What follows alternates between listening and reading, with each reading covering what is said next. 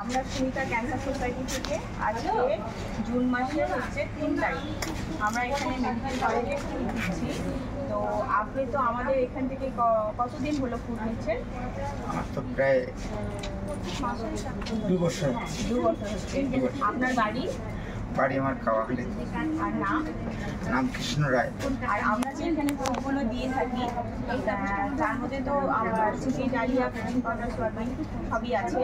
তো আমরা প্রোটিন পাউডারটা সবই আশা করি আপনার ভালো লাগে খেতে। প্রোটিন পাউডারটার সম্বন্ধে আপনার কী ধারণা?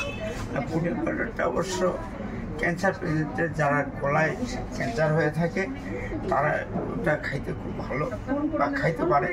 ওটা প্রোটিনটা ভালো ভালো লাগছে আপনার?